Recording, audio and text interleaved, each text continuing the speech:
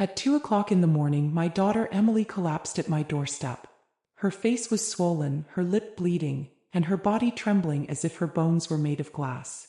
Through broken sobs, she whispered, "Mom, Daniel hit me. He said I deserved it, because of his mistress." For a moment I couldn't breathe. My heart cracked like thin glass, and rage boiled inside me like a storm I could no longer contain. I held her trembling body against mine, rocking her as I once did when she was a little girl afraid of thunderstorms. But this wasn't the fear of a child. This was the terror of a woman betrayed, beaten, and left for dead by the man who had promised to protect her. That night I was no longer just Emily's mother. I became her shield. And I swore in the silence of my front porch that Daniel would regret every bruise he left on her. Before the sun rose, I had already called my lawyer. I told him to start the plan that would change all of our lives forever. If you're hearing my voice right now, don't forget to subscribe to this channel, and tell me in the comments where you're listening from. This is not just my story, it's the story of every mother who refuses to stay silent in the face of betrayal. That night had started like any other. I had just come back from a long shift volunteering at the county hospital. My bones ached, my eyes burned, and I had dozed off on the couch with the TV buzzing low in the background. Outside, the Texas night was restless. A dog barked somewhere down the street, and the faint rumble of motorcycles echoed from the highway a mile away. I should have been asleep, but something about the air felt heavy, charged, as if the night itself was warning me. Then came the knock. It wasn't a polite knock. It was urgent, frantic. Someone was pounding on my door like their life depended on it. "Who is it?" I called out, my voice shaky but firm, the way mothers learn to sound when fear grips their chest. No answer. Just another knock, weaker this time. Then I heard it. "Mom, please. Open up." "Emily." I rushed to the door and swung it open. And there she was, my only daughter, the girl I had once carried on my hip through summer fairs and Sunday church picnics. Except now she wasn't smiling. She wasn't radiant. She was broken. Her hair was matted, her cheek already darkening into a purple bruise. Her lips split, her blouse torn. She collapsed against me, her body limp, and I nearly buckled under the weight of her. "Lord have mercy," I whispered, my hands shaking as I tried to keep her from falling. "Emily, what happened?" It took her a moment to gather breath enough to speak. Her words came in broken pieces, each one stabbing deeper into my chest. "Daniel. He found out I confronted him. About Vanessa. He said I embarrassed him. He shoved me against the wall, and when I tried to leave, She couldn't finish." Her voice cracked into sobs that shook her whole body. I guided her inside, closing the door with one hand while holding her tightly with the other. My living room, usually so quiet and safe, felt like a battlefield now. I laid her down gently on the sofa and ran for the first aid kit I kept under the sink. My hands fumbled, my heart pounding as if I'd just run a mile uphill. When I returned, Emily was curled up, clutching her stomach. I gently pulled her hands away, and my breath caught in my throat. A bruise spread across her abdomen, deep and ugly, like someone had pressed hot iron into her flesh. My knees nearly gave out. I pressed the damp cloth to her lip, my tears falling faster than her blood. "Oh, baby," I whispered. "How could he do this to you?" She flinched when I said his name. "Daniel. The man I once welcomed into my home, fed at my table, trusted with my daughter's heart. I had thought he was a good man. A hard-working dealer, respected in town. Everyone admired him. Everyone but me now." I wanted to scream, to curse his name into the night. But Emily needed me steady, not furious. I held her face in my hands. "You're safe here. Do you hear me? He will never lay another hand on you again." But inside I knew it wasn't that simple. Men like Daniel didn't stop. They pushed. And if no one stood against them, they destroyed everything in their path. Emily's phone buzzed on the coffee table. The screen lit up with his name. Daniel Carter. 7 missed calls. A flood of text messages. "Answer me or you'll regret it. Don't think you can hide. You're mine, Emily. Don't forget that." My blood boiled. I reached for the phone, but Emily snatched it with trembling hands. "No, Mom, please. Don't look. Just leave it." Her voice was pleading, desperate. She was terrified. And I realized then, the bruises weren't the only chains Daniel had put on her. Fear itself had become his weapon. I swallowed hard, forcing my anger down. This wasn't the moment to fight. This was the moment to gather strength, to prepare. I looked at her and said, "Rest, honey. I'll take care of everything." By the time dawn crept through the blinds, I had made my decision. I wasn't just Emily's mother anymore. I was her protector, her advocate, her shield. Daniel had betrayed my daughter. But what he didn't know, what he couldn't possibly imagine, was that he had also betrayed me. And a mother's wrath is not something any man should ever underestimate. So I picked up the phone, dialed my lawyer, and said only 3 words. "Start the plan." The sun had barely risen over the quiet Texas town when I found myself staring at Emily as she slept on my sofa. Her face looked fragile in the pale morning light, swollen from tears and bruises. For a moment, I almost let myself believe she was the same little girl who used to curl up beside me on Saturday mornings asking for pancakes. But the purple marks on her cheek, the raw split on her lip, and the way her body twitched with nightmares reminded me this was no dream. This was a mother's worst nightmare made real. I brewed a pot of coffee in the kitchen, the rich scent filling the air, but it brought me no comfort. My hands shook as I poured it into my mug, my thoughts chasing themselves like wild horses. I wanted to storm Daniel's house that very minute. I wanted to drag him out by his collar and make him pay for every bruise on my daughter's body. But I knew anger wasn't enough. I had to be smart. If I charged in blindly, Daniel would twist the story just like men like him always do. No, I told myself, I'm not going to fight him with fists. I'm going to fight him with truth. When Emily stirred awake, I sat down beside her, brushing a strand of hair from her face. "Morning, baby," I whispered. "How are you feeling?" Her eyes fluttered open, bloodshot and tired. "Like I've been hit by a truck," she muttered, trying to force a smile, but it quickly crumbled into tears. I squeezed her hand. "You don't have to pretend with me." For a moment she hesitated, then slowly sat up, clutching the blanket around her shoulders. She looked like a child again, scared and vulnerable, and it broke my heart into pieces. "Mom," she whispered, her voice trembling. "You don't know everything. Daniel, he's been lying to me for months. Maybe years." I leaned in. "Tell me." She reached into her purse, her hands shaking, and pulled out a small black phone. Not the one that had buzzed with his threats last night. Another one. She placed it on the table like it was evidence in a trial. "He keeps this hidden in the garage behind a box of old tools. I found it last week when I was cleaning. I knew I shouldn't look, but something inside me, I just couldn't ignore it anymore." I picked it up carefully, almost afraid of what it held. The screen was cracked, but it lit up. The lock screen was filled with unread messages, all from the same name.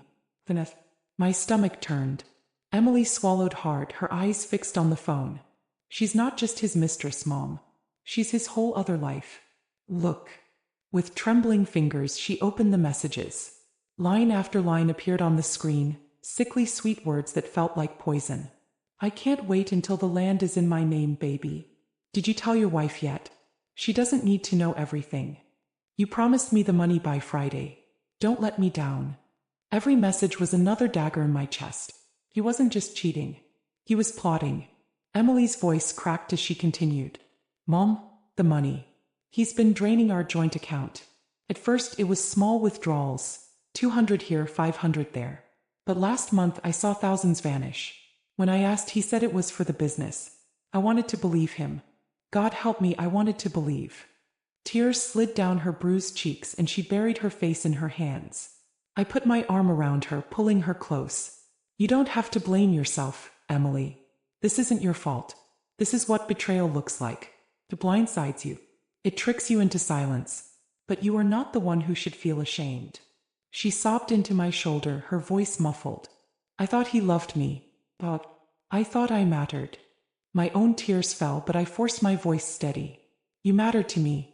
And you matter to your boy. That man can take your money, your trust, but he will never take your worth. Do you hear me?" She nodded weakly, clinging to me like a lifeline. Later that afternoon, when Emily had managed to rest again, I sat in the kitchen going through old bank statements she'd brought with her. The numbers didn't lie. In 3 months, over $18,000 had disappeared. And the most recent withdrawal? Exactly $4,500, 2 days before she came running to my door. Where did it go? I thought back to the messages. "Don't let me down. You promised me the money. Vanessa wasn't just a mistress. She was a partner in his schemes.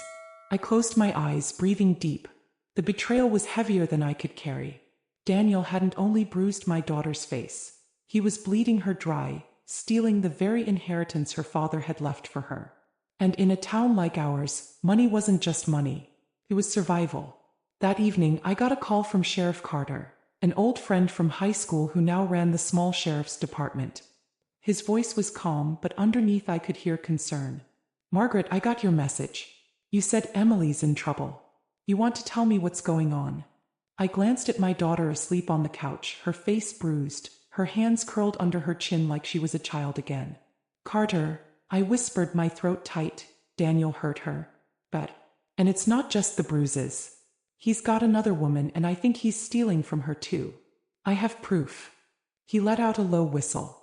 "That's a mess, Margaret. You know he's got half this town in his pocket.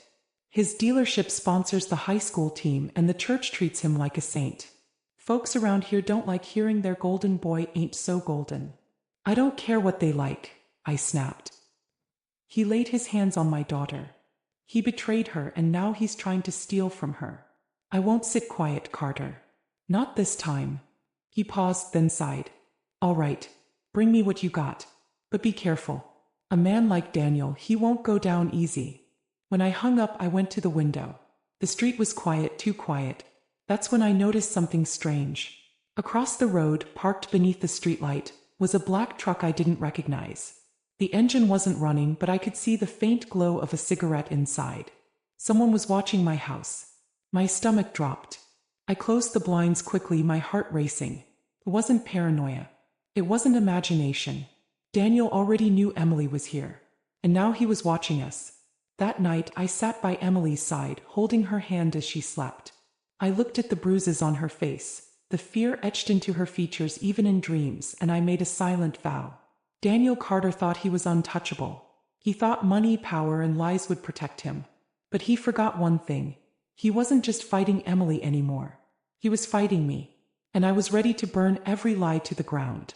The morning after I saw that strange truck outside my house, I woke up with a weight in my chest that felt heavier than my own bones.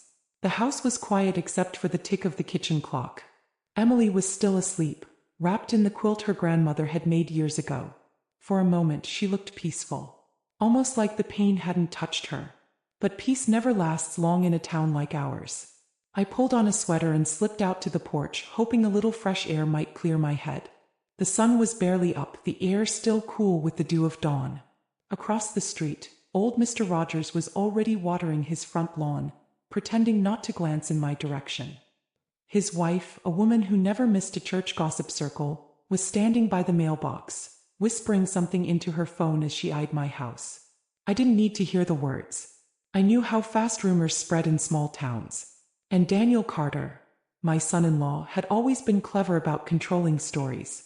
By mid-morning my phone buzzed. It was Linda Jensen, my neighbor of 20 years.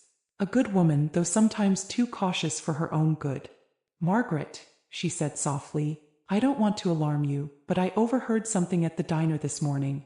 Folks are saying Emily made up the story about Daniel. That she bruised herself to get money out of him." My grip tightened on the phone. "What?" Linda sighed.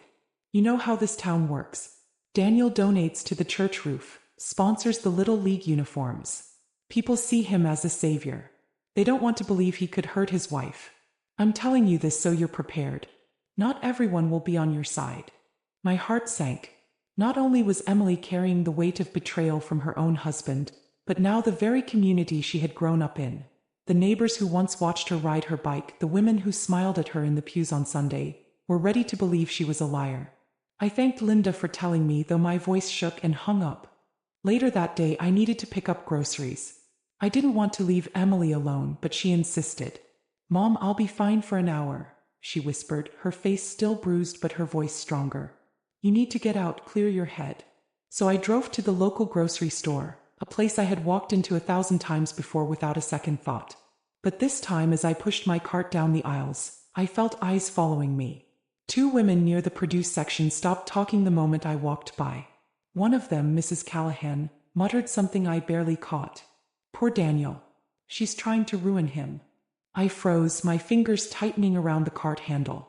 It felt like the ground beneath me had shifted. In the next aisle, I passed by the butcher counter. The man behind it, someone who had once given Emily free slices of ham when she was little, wouldn't meet my eyes. By the time I reached the checkout, the weight of the stares pressed on me like 100 silent accusations. That was the thing about betrayal. It wasn't just the bruises or the lies. It was the way it spread like poison, infecting even the people you thought would stand by you. When I got home, Emily was sitting at the kitchen table, her hands wrapped around a cup of tea. She looked up at me, reading my face instantly. "They don't believe me, do they?" she asked quietly. I sat down across from her, my eyes burning. "Some of them don't. They believe him. But we know the truth, Emily. And we're not alone." She gave a bitter laugh. "Feels like we are." I reached across the table and took her hand. "Then we'll stand alone together. And we'll fight." That evening the doorbell rang. I opened it to find Mrs. Jensen standing there with a flash drive in her hand. "Margaret," she whispered, glancing around nervously. "My camera caught something the other night. When Emily came to your door." She handed me the drive, her voice trembling. "I don't want to get involved, but it's too important to ignore. You might need this." I thanked her, my throat tight with gratitude. When she left, I plugged the drive into my laptop. The video appeared on the screen, grainy footage of my front porch at 2 a.m., Emily pounding on the door, her sobs faint but audible, her body collapsing into my arms when I opened it. Tears blurred my eyes. The sight of my daughter broken like that, it was almost too much to bear. But at the same time it was proof. Solid proof. I copied it onto 2 separate drives, tucking one into the safe in my bedroom. As I closed the safe, a shiver ran down my spine. Because I realized something chilling. If Mrs. Jensen's camera had captured Emily, then Daniel probably knew that too. And if he knew there was evidence out there, he'd do whatever it took to silence us. That night, as Emily drifted into uneasy sleep, I sat at the dining room table, the weight of the town pressing against me like a storm. I thought about the whispers, the sideways glances, the lies spreading faster than wildfire. And I thought about the truth sitting in my hands. A truth that could destroy Daniel if I was brave enough to use it. But courage is a strange thing. It doesn't always roar. Sometimes it just whispers, "Hold on. Don't give up." And that night I promised myself I wouldn't. Because Daniel Carter might have the church, the neighbors, and the whispers of a small town on his side. But I had something stronger. I had the truth. And I was ready to use it. The night after Mrs. Jensen handed me the flash drive, I couldn't sleep. I sat at the dining room table long after Emily had drifted off, the faint hum of the refrigerator filling the silence. Every time I closed my eyes, I saw that grainy footage replaying. Emily pounding on my door, her voice cracking, her body collapsing into my arms. That image burned into me like fire. It wasn't just evidence. It was a mother's nightmare made visible to the world. Around midnight, I finally pushed myself up to head to bed.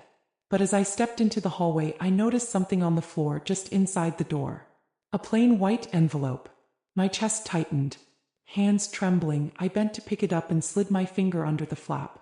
Inside was a single sheet of paper with words scribbled in black ink. "Shut your mouth, Margaret. If you keep pushing, your daughter won't be the only one to suffer." My blood went cold.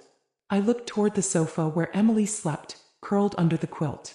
Her bruised face glowed faintly in the lamplight, and she stirred softly, unaware of the danger creeping outside our walls.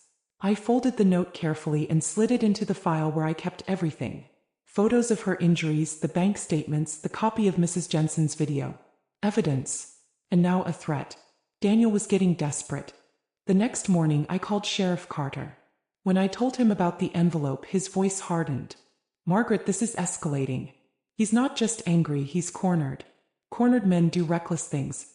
I'll have a patrol drive by your house at night, keep an eye on things." I nodded, though he couldn't see me. "Thank you, Carter. But don't expect me to sit back quietly." He gave a low chuckle. "I didn't think you would." Later that day I had to run into town again. Emily wanted to come, but I insisted she stay home. She wasn't ready to face the stares, the whispers. I parked my car outside the grocery store and walked down Main Street. The air was thick with August heat and the sun beat down hard, but it wasn't the weather making me sweat. As I passed the diner, 2 men leaned against the wall, sipping coffee from paper cups. I heard one mutter just loud enough. Poor Daniel. First his wife runs off crying, now his mother-in-law's trying to ruin his name. The other laughed. Some women don't know when to keep quiet. I kept walking, my hands tightening into fists. My heart screamed to turn back and shout the truth at them, to tell them what kind of man Daniel really was. But I didn't. Not yet. The truth would speak soon enough. That afternoon, Emily sat at the table staring at her tea. She hadn't said much since the night before. Finally, she whispered, "Mom, there's something else you need to know. About Vanessa." The name hit me like a slap. I had seen her name in the texts. The woman Daniel had risked everything for. Emily's hands trembled as she clutched the mug. She's not just some fling. She works at the dealership. He gave her a management position, even though she has no experience. And Mom, he used money from our account to help her open a boutique in town. My stomach turned. He's using your money to fund her business? Emily nodded, tears brimming. It's not just betrayal, it's theft. He told me the money was for expanding the dealership, but it was all for her. For Vanessa. I leaned back, my hands pressed to my mouth. The betrayal wasn't just personal, it was financial, calculated. He wasn't only breaking my daughter's body and spirit. He was stealing her future. That evening I couldn't sit still. I told Emily I was going for a drive. She looked at me nervously. Where? I kissed her forehead. Don't worry. I just need answers. I drove past the dealership, then toward the strip of shops by the highway. And there it was, a brand new boutique, its sign glittering under the streetlights. Vanessa's collection. I parked across the street and sat in the shadows watching. Inside, a woman was arranging clothes on racks. She was young, maybe 30, with long dark hair and a confident sway in her step. She wore a red dress that caught the light as she moved. It had to be her. As I watched, a sleek black truck pulled up. My stomach twisted. Daniel climbed out, his shirt pressed, his hair slicked back. He walked straight to the boutique door, and she greeted him with a kiss that lingered far too long for business partners. I gripped the steering wheel until my knuckles went white. Rage burned in my chest. But I forced myself to breathe, to watch, to remember. I pulled my phone out and snapped photos. Daniel's arm wrapped around Vanessa, the boutique sign in the background, his truck parked outside. Proof. They laughed together, disappearing inside. I sat there for nearly half an hour, my jaw clenched, my heart pounding, until the lights dimmed and the boutique door locked. Daniel and Vanessa climbed into his truck, her hand resting on his thigh, his smirk glowing beneath the streetlight. I lifted my phone again. Another photo. As they drove off, I whispered into the silence, "You think you're clever, Daniel. But you've forgotten, you're not just betraying Emily anymore. You're betraying me. And I will make sure the truth buries you." When I got home, Emily was waiting by the window. Her face was pale. "Where were you?" she asked, her voice trembling. I sat down beside her and showed her the photos. She stared at them, her lip trembling, tears streaming silently down her cheeks. That's my money, Mom. My father's money. He promised he'd protect it. And her voice broke into sobs. I wrapped my arms around her. "Sure, baby. Don't you worry. We're not powerless. Not anymore. We've got proof. And soon we'll have more." Later that night, I sat alone at the table, adding the new photos to the growing file of evidence. Injuries, bank statements, security footage, and now photographs of Daniel and Vanessa, caught in their own web of lies. The file was thickening like a storm cloud ready to burst. I looked at the envelope with the thread again and felt a strange calm settle over me. He thought he could scare me into silence, but he had no idea who he was up against. For days after I caught Daniel with Vanessa at her boutique, I couldn't get the image out of my head. His hand on her waist, her smile so smug, the boutique sign glowing behind them like some cruel joke. I thought betrayal couldn't cut any deeper. I was wrong, because soon I realized Vanessa wasn't just Daniel's mistress. She was his partner in a scheme so twisted, it threatened to take everything my family had worked for. That Friday afternoon, I was at the courthouse picking up some documents for Emily when I overheard two clerks chatting near the copy machine. "Did you hear about that land transfer?" one said. "Strangest thing. Daniel Carter handled it himself. Got signatures from his wife and mother-in-law, just like that." My heart froze. I stepped closer, pretending to glance at the bulletin board on the wall. Really? The other replied. That's odd. Emily and her mom would never let go of that farmland. It's been in their family for decades. I didn't hear the rest. My ears were ringing. The farmland. My father's land. The place where Emily had learned to ride a horse, where we'd planted pecan trees, where I'd buried my mother's ashes under the big oak. The land wasn't just dirt. It was our history. I rushed to the records office, my hands trembling as I requested the file. When the clerk slid it across the counter, my blood ran cold. There it was, plain as day, a transfer of ownership, signed by Emily Carter and Margaret Hayes. Except the signatures weren't ours. They were forgeries. Sloppy, almost laughable, but legal enough to fool the registry.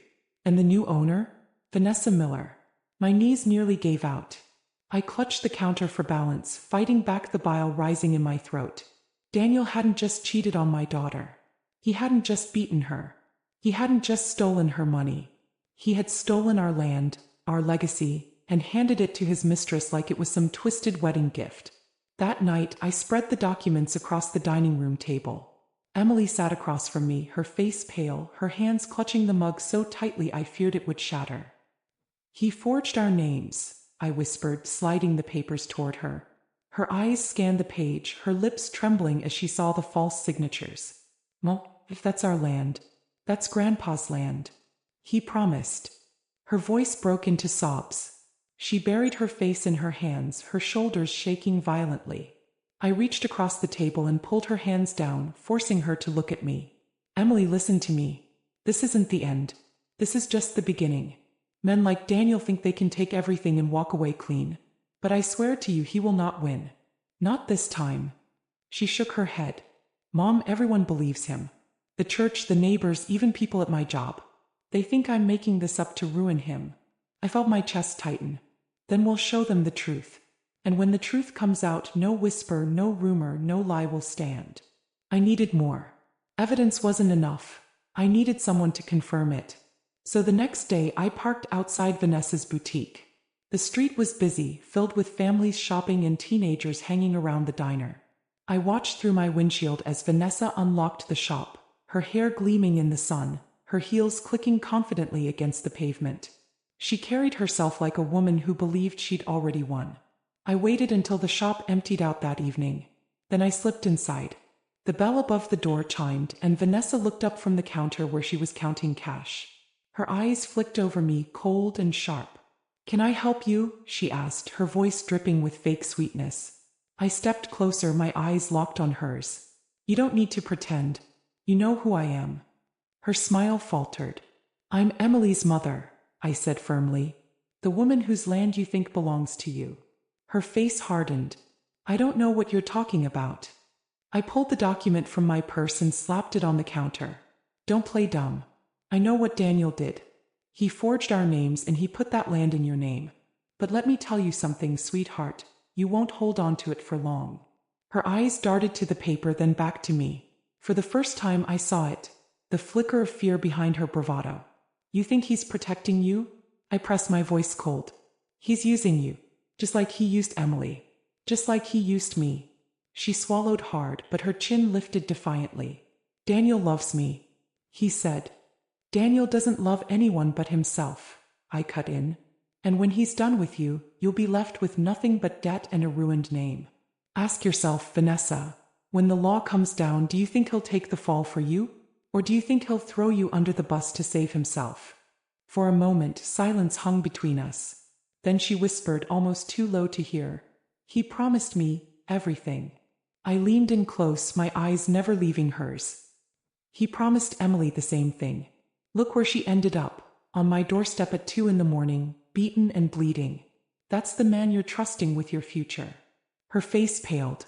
Her hands trembled as she pushed the papers back toward me. "Get out," she snapped, but her voice cracked. I smiled grimly. "Don't worry. I will. But when the time comes, Vanessa, remember what I said. Daniel Carter doesn't protect anyone. Not even you." That night as I drove home, I felt something shift inside me. For the first time, Vanessa had looked unsure. And if she was starting to doubt Daniel, then maybe, just maybe, I could turn her against him. Because in battles like these, Sometimes the strongest weapon isn't evidence or even the law. Sometimes it's betrayal turned back on itself. When I got home, Emily was waiting by the window. "Where were you?" she asked, her voice etched with worry. I kissed her forehead. "I went to look our enemy in the eye.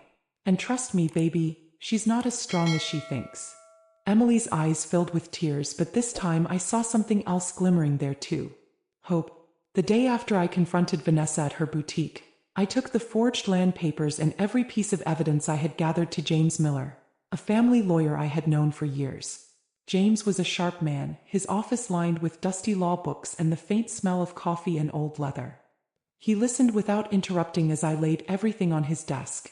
The photos of Emily's bruises, the bank withdrawals, the threatening messages from Daniel, the flash drive with Mrs. Jensen's footage, and finally, the forged land transfer. James adjusted his glasses and leaned back, his eyes scanning the pages. "Margaret," he said slowly, "this isn't just domestic abuse. This is fraud. Forgery. If we can prove this in court, Daniel could lose everything." I folded my hands tightly in my lap. "I don't want him to just lose everything, James. I want him to face what he's done. To Emily. To my family.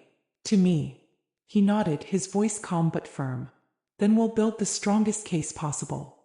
But you need to understand, Daniel's going to fight back. Men like him don't go down quietly."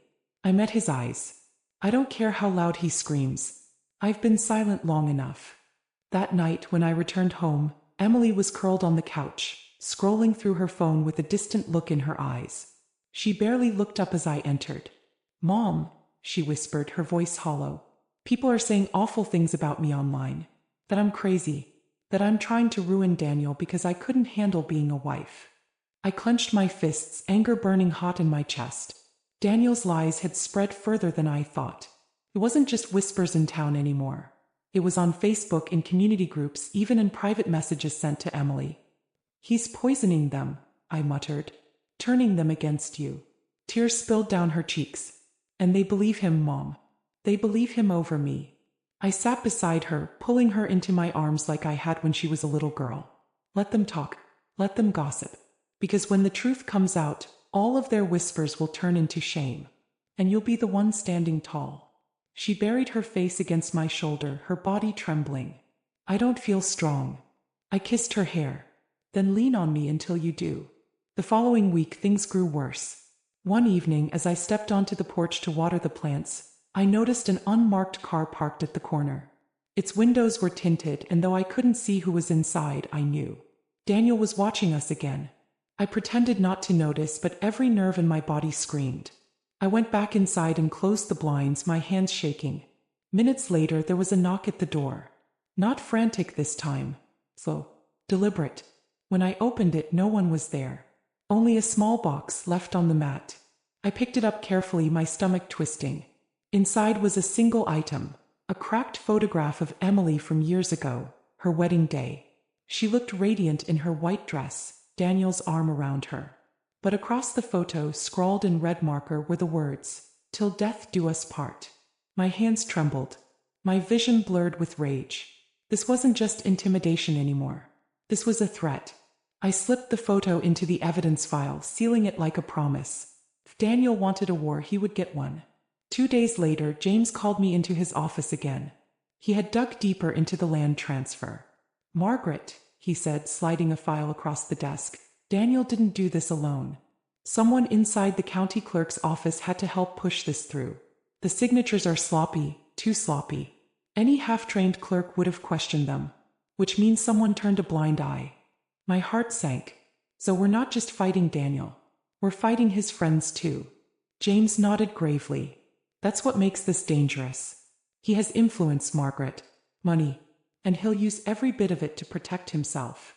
I clenched my jaw, my nails digging into my palms. "Then we'll use something stronger. Truth." That evening, I told Emily what James had discovered. She sat at the kitchen table, staring at the papers as though they were weapons. "He stole Dad's land," she whispered, "and the town thinks I'm the liar." Her eyes lifted to mine, brimming with pain. "How do I fight this, Mom? How do I fight when everyone wants me to lose?" I reached across the table, squeezing her hand. "By remembering who you are. You're not just Daniel's wife. You're my daughter.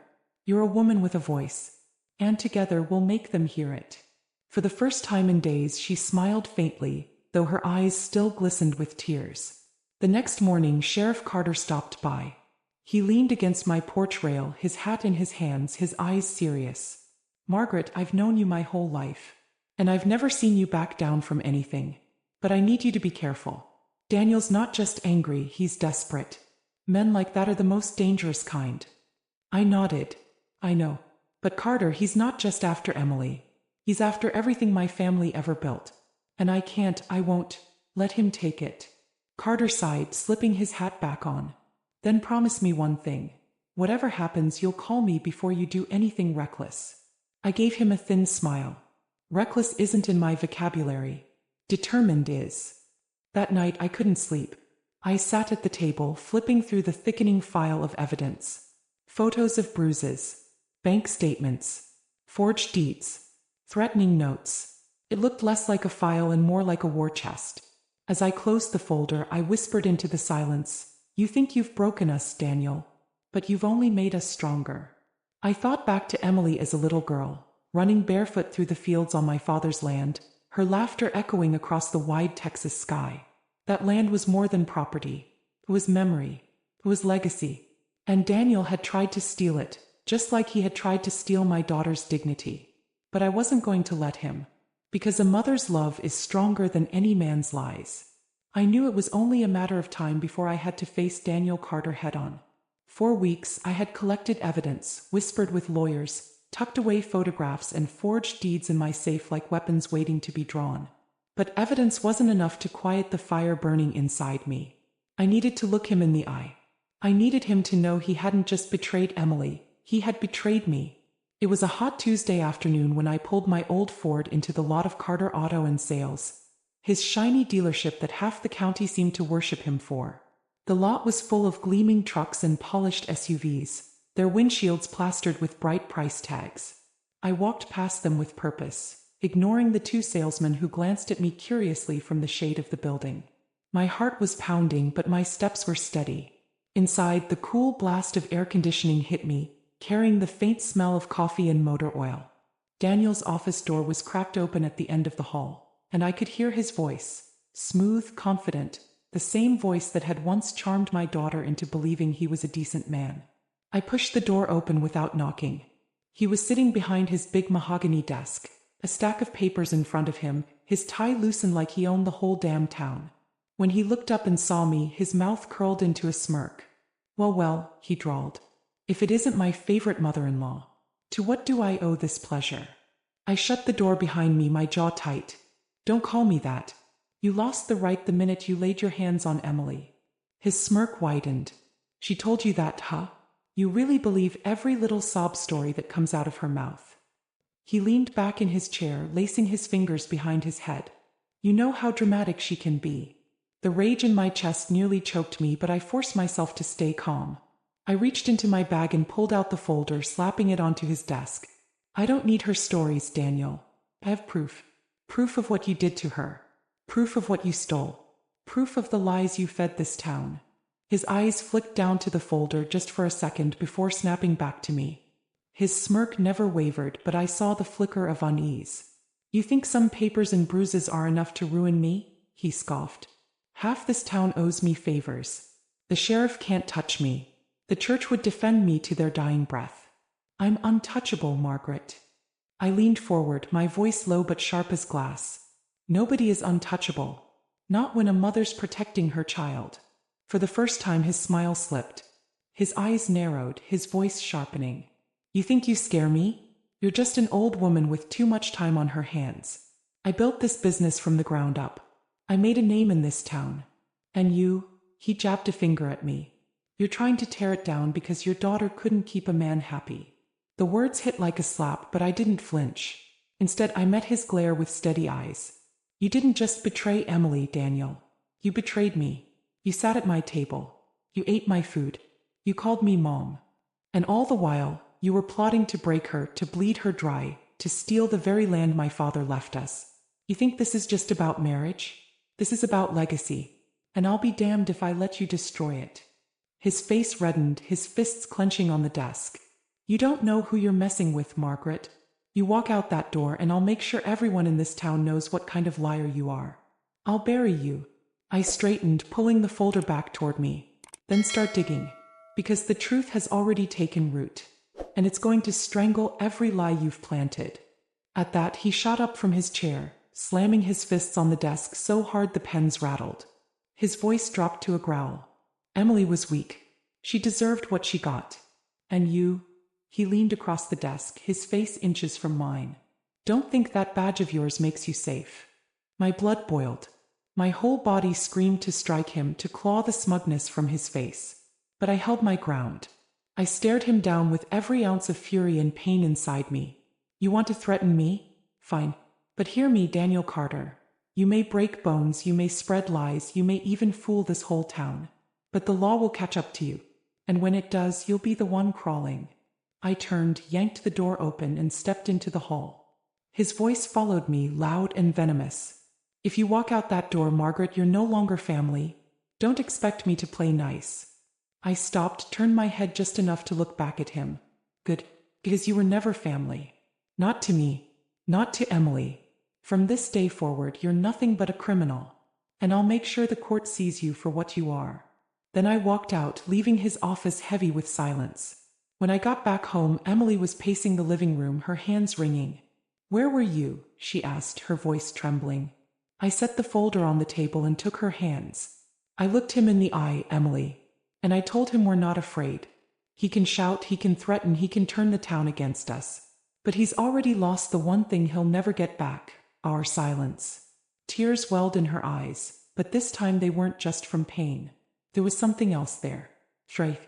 Mom, she whispered, her voice breaking. What if he comes after us? I pulled her into my arms, holding her tight. Then let him. Because I've faced worse storms in my life. And this time I won't weather it alone. I've got you. And you've got me. That's all we need. That night, as I lay awake listening to the cicadas outside, I thought about Daniel's face when I told him he wasn't untouchable. For the first time, I'd seen fear crack through his arrogance. And that crack was all I needed. Because cracks spread. Cracks break foundations. And I was going to make sure his whole world came crumbling down. The morning after my confrontation with Daniel, the air in town felt different. He hadn't wasted any time. His lies spread faster than wildfire, twisting their way into the grocery store aisles, the pews at church, and even the barber's chair. I felt it as soon as I stepped into the market. The clerk, who had once offered Emily and me discounts when times were hard, avoided my eyes. 2 women by the produce bins hushed their voices as I walked by. One of them muttered just loud enough. She's using that badge of hers to drag his name through the mud. My badge. My honor. The very thing I had spent decades protecting, they now believed I was abusing. By the time I walked out with a bag of bread and milk, I felt like I was carrying the weight of the whole town on my back. When I returned home, Emily was sitting at the table, scrolling through her phone. Her face was pale, her eyes wide. They're saying I faked everything, she whispered. That I bruised myself for sympathy. Look. She shoved the phone into my hands. On the screen was a post in a local Facebook group. Daniel Carter has done nothing but serve this town. Don't believe the lies of a bitter wife and her mother trying to cash in. Dozens of people had commented beneath it, some defending Daniel, others casting doubt on Emily. I set the phone down, fury burning inside me. Let them talk. Words are cheap. The truth will cost him everything. Emily shook her head, tears filling her eyes. But Mom, what if they believe him forever? I took her hands, squeezing them tightly. Then we'll show them proof so undeniable they'll have no choice but to believe us. That afternoon, I received an unexpected knock at the door. When I opened it, Pastor Collins from the local church stood there, his Bible tucked under one arm.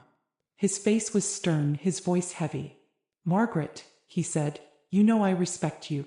But Daniel is a faithful member of this community. He's given generously to the church, he volunteers, I cut him off, my patience thinning. He also beat my daughter bloody and forged our names to steal my father's land. Do you want me to show you the proof? The pastor shifted uncomfortably. Rumors, Margaret. That's all I hear. And as a woman of faith, you must know forgiveness. I slammed the door before he could finish. My hands shook with rage. Forgiveness. He dared preach forgiveness while Daniel paraded around as a saint? That night, I wrote in my journal, sometimes betrayal doesn't just come from family. Sometimes it comes from the very places you thought would protect you. But just when I thought we were completely alone, a light broke through the darkness. 2 days later, Mrs. Jensen came by again, her hands clutching another flash drive. My camera caught him, she whispered. Daniel parked across the street 2 nights ago. He sat there for hours watching your house. Here's the footage. I hugged her tightly, tears stinging my eyes. Thank you, Linda. You don't know how much this means. Her voice trembled. Don't thank me. Just promise me you'll stay safe. That man, he's dangerous. For the first time in weeks, I felt less alone. We had an ally. Someone brave enough to stand against the tide. Later that week, James called me to his office again. He laid out the evidence, the thick file I had given him now swollen with even more. This is strong, he said. But to win, we need a witness. Someone on the inside. Someone who can confirm Daniel's fraud and lies firsthand. I thought immediately of Vanessa. She knows, I said quietly. She knows about the forged papers, about the money, about everything. James leaned back, steepling his fingers. Then she's our key. But convincing her won't be easy. She's tangled up in this. She benefits from it. I nodded slowly. Then I'll give her a reason to switch sides. That evening, I drove to the edge of town, parking outside Vanessa's boutique. It was late, the neon sign still glowing in the window. I could see her inside, folding dresses, her expression tired, her movements sharp. I walked in. The bell chimed and she looked up, startled. You again, she said, her voice icy. What do you want, Margaret? I stepped closer, pulling a small envelope from my purse. I set it on the counter. Inside were copies of the forged land transfer, along with screenshots of Daniel's threatening texts to Emily. Look at them, I said firmly. Her hands trembled as she pulled the papers out. Her eyes scanned the signatures, the threatening words, the financial withdrawals. Slowly, her face drained of color. Daniel promised me, she whispered. He said once the land was in my name, everything would be ours. I leaned in, my voice cold. That land was never his to give. And you're just another pawn in his game. Do you really think he'll stand by you when this comes crashing down? Or will he let you take the fall? Her eyes filled with tears, though she tried to blink them away. He said he loved me. I shook my head. He loves control. He loves power. And right now you're helping him destroy my daughter. But you have a choice, Vanessa. You can keep protecting him, or you can save yourself. She stared at me, silent, her face a war between pride and fear. Finally, she whispered, if I testify, will you protect me? I reached out, resting a hand over hers. If you tell the truth, I'll do everything I can. That's a promise. When I left the boutique, the night air was thick and heavy. But for the first time, I felt something shift. Vanessa was wavering. And when people who prop up a liar begin to doubt him, his whole empire starts to crack. That night, I sat by Emily's bed as she slept. I brushed a strand of hair from her bruised face and whispered, we're getting closer, baby. Hold on. Justice is coming. As I looked out the window at the moonlight washing over the fields, I realized Daniel's power wasn't endless. It was built on lies. And lies crumble when the truth stands firm. The days leading up to the trial felt like walking through a storm. Every corner I turned, every face I passed, carried either suspicion or scorn. The whispers weren't whispers anymore. They were open, sharp, and loud. At the diner, I heard an old man spit into his coffee cup and mutter, that Margaret Hayes is dragging Daniel's name through the mud. She raised a weak daughter and now she's crying wolf. At church, women who had once clasped my hands in prayer turned their backs on me. Emily's old friends from school deleted her from their socials. Even at the gas station, a clerk I'd known for years smirked when I walked in and said, Careful, Margaret. Don't want to be seen ruining another man's life. The betrayal wasn't just Daniel's anymore. It was the town's. But in the quiet of my kitchen, when Emily's shaky hand reached for mine, I reminded myself, we weren't fighting for their approval. We were fighting for the truth. One night, close to midnight, I was jolted awake by the sound of glass shattering. I rushed to the living room to find the front window broken, shards scattered across the floor. On the couch lay a brick wrapped in newspaper. With trembling hands, I unwrapped it. Scrawled in red spray paint across the paper were the words, "Drop it or else." Emily appeared in the hallway, her eyes wide, her breath quick. "Mom, what was that?" I hid the paper behind my back, forcing calm into my voice. "Nothing you need to worry about, sweetheart. Go back to bed." But when she turned, I slipped the brick into the evidence folder. Another weapon. Another line Daniel had crossed. The next morning, I called Sheriff Carter. He came by, his jaw tight as he looked at the shattered glass. "This is escalating fast, Margaret," he said. "And you know as well as I do, if Daniel's behind this, he's not acting alone. Men like him always have helpers." I nodded, my throat dry. "Then we'll drag every last one of them into the light." Carter sighed. "Just promise me something. Don't try to fight this battle on your own. You may be tough as nails, but even nails bend under enough pressure." I gave him a tired smile. "I've been bent plenty of times, Carter. But I don't break." That afternoon James called. His voice was urgent. "Margaret, we need Vanessa. Without her testimony, Daniel can argue this whole case down to he said, she said. And right now, the town is leaning his way."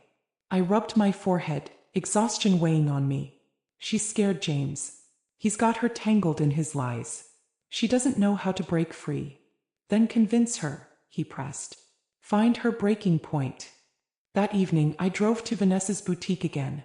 This time, the lights were dim, the racks half empty, as though the life had been drained from the place. Vanessa sat behind the counter, her head in her hands. She looked up when I entered, her eyes red-rimmed. "What do you want, Margaret?" she whispered. I set the brick, still wrapped in newspaper, on the counter in front of her. She recoiled, her face blanching. "He sent this," I said coldly. "Not to me. Not really. To you. Because you think he'll protect you, Vanessa. But this is what his protection looks like." Her lips trembled. He said once the land was settled, we'd be together. He said. "Do you think he'll stand by you in court?" I snapped, my voice rising. "Do you think he'll go to prison for you? Or do you think he'll hand you over like a sacrificial lamb just to save himself?" Vanessa's eyes filled with tears. She shook her head violently, as though trying to erase Daniel's promises from her memory. I leaned closer, lowering my voice. "You've already been betrayed once, Vanessa. Don't let him do it again. Testify. Tell the truth. Not for me, not even for Emily. For yourself." Her shoulders shook. For a long time she said nothing. Then finally she whispered, "If I do this, he'll kill me." I reached across the counter, gripping her trembling hands. "No. If you do this, he loses. And I'll make sure you're protected." She sobbed quietly, but for the first time she nodded. The next day, James arranged for Vanessa to meet him at his office under the radar. Emily and I waited in the car outside, her fingers twisting nervously in her lap. "Do you think she'll really do it?" Emily asked softly. I turned to her, squeezing her hand. "I think she's finally seen Daniel for what he is. And once a woman sees the truth, there's no unseeing it." She looked at me with tearful eyes, whispering, "Mom, what if we lose?" I shook my head firmly. "We won't. Because we're not walking into that courtroom alone. We've got evidence, we've got the law, and now, maybe, we've got the one person Daniel never thought would betray him." That evening, Vanessa called me directly for the first time. Her voice was shaky, but there was steel under it. "Margaret, I'll testify. But you have to promise me one thing." "What's that?" I asked. "That when this is over, you won't let him find me." I closed my eyes, relief flooding me. "You have my word." That night, as Emily slept, I sat on the porch with a cup of cold coffee, staring at the dark street. Somewhere out there, Daniel was still watching, still plotting, still convinced he was untouchable. But the truth had slipped from his hands. His mistress, his town, his lies. Piece by piece, they were turning against him. And I knew one thing with certainty. The day we stepped into that courtroom, Daniel Carter would finally face the reckoning he thought he'd never see. The morning of the trial arrived heavy and still. The sky hung low with gray clouds, as though even heaven was holding its breath. I woke before dawn, sitting at the edge of my bed with my hands clasped, whispering the only prayer I could find, "Lord, give me strength, and give my daughter peace." In the kitchen, Emily sat quietly at the table in a pale blue dress, her bruises faded but not forgotten. She sipped at the tea I set before her, her hands trembling.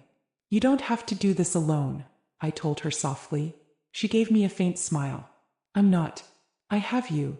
By 8 o'clock, Sheriff Carter's patrol car was waiting outside. The ride to the courthouse was silent, except for Emily's uneven breathing and the hum of the engine. As we pulled up, I saw the crowd gathered on the courthouse steps. Neighbors, churchgoers, people I'd known for decades. Some looked at us with pity, others with suspicion. But a few, just a few, nodded as if silently rooting for us. At the top of the steps stood Daniel, his suit pressed, his lawyer at his side. His smirk cut through the crowd like a blade. He looked at me with the same arrogance I'd seen in his office. The kind that said, "You can't touch me." But for the first time I wasn't afraid. Inside, the courtroom was packed. The judge, Arthur Macmillan, took his seat, his gavel echoing like thunder. James rose first, laying out our case. He presented the photographs of Emily's bruises, the hospital report, the threatening messages Daniel had sent. He played the footage from Mrs. Jensen's camera, the haunting sound of Emily sobbing and pounding on my door at 2 a.m. The room fell into silence. Even those who had doubted couldn't look away. I glanced at Emily. Her hands shook, but her chin lifted, her eyes fixed forward. My heart swelled with pride. Then Daniel's lawyer, slick and cold, rose with his rebuttal. "My client," he said, gesturing to Daniel, "is a respected man in this community. A man of business, a man of faith. What you see here is nothing but the bitterness of a broken marriage. These bruises." He waved dismissively at the photographs. "Self-inflicted. These claims of fraud? Fabricated. This entire case rests on the word of a woman desperate to ruin her husband's reputation." He turned toward me, his eyes narrowing. "And an aging mother who has abused her position as a retired officer to push this vendetta." The words were knives meant to cut deep. But I held my head high. Let them stab. The truth was armor. Then came the moment that would decide everything. The judge called Vanessa Miller to the stand. Gasps rippled through the room as she walked forward, her red dress subdued by the pale fear in her face. Daniel's smirk faltered for the first time. She sat, her hands trembling as she took the oath. James stepped forward. "Ms. Miller, can you tell the court your relationship to Daniel Carter?" Her lips parted, her voice shaky but clear. I was his mistress." The room erupted in whispers. Daniel shifted in his seat, his face red, his jaw clenched. James continued, "And did Mr. Carter ever ask you to participate in illegal activity?" Tears filled Vanessa's eyes, but she nodded. "He told me the land would be mine. He said he'd forged Emily and Margaret's signatures, that nobody would notice. He promised me everything. Money, property, a future." Her voice cracked. But it was all a lie. The room fell silent, every eye fixed on her. For the first time, the town was hearing the truth. Not from me, not from Emily, but from the very woman Daniel thought would protect him. Daniel's lawyer leapt to his feet, shouting, "Lies. She's a scorned woman trying to save herself." But Vanessa turned, pointing directly at Daniel, her voice rising. "He used me, just like he used Emily, just like he used everyone in this town." Judge Macmillan slammed his gavel. "Order in the court." When it was my turn to testify, I stood with my back straight, my voice steady. "I was a police officer for 30 years.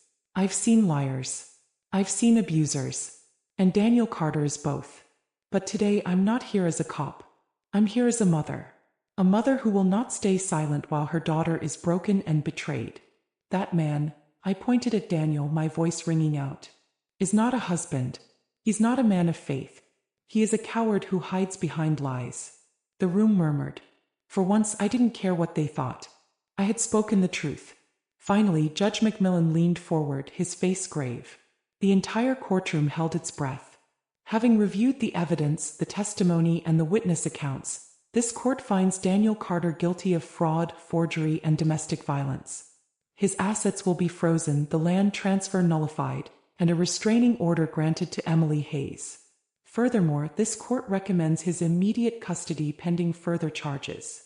The gavel fell with a crack that echoed through my bones.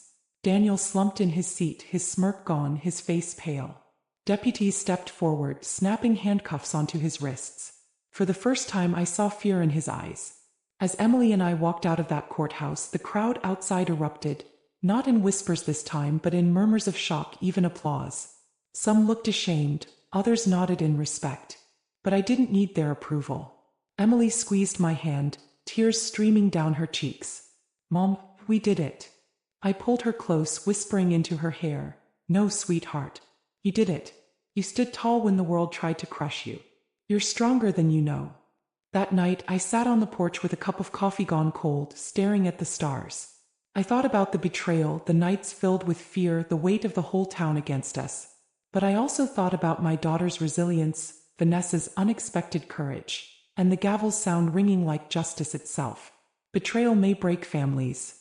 It may steal peace, trust, even reputation. But it cannot destroy truth. And as long as a mother's love burns bright, lies will never win. Thank you for listening to my story.